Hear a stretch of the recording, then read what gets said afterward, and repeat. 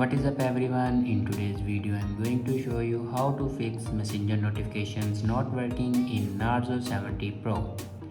So let's start the video. First of all, open settings. In settings, scroll down and here you can see the option sound and vibration. Now click on it and then click on do not disturb.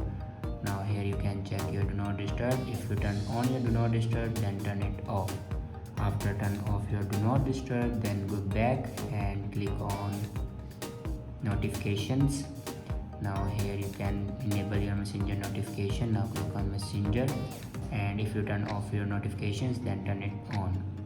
After turn on your notifications, then go back and scroll down and click on apps. Now click on app management and then scroll down and click on messenger app.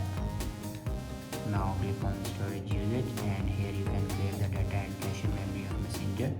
After that, go back to your home screen and restart your device. For restart your device, press and hold power button and swipe up to restart your device.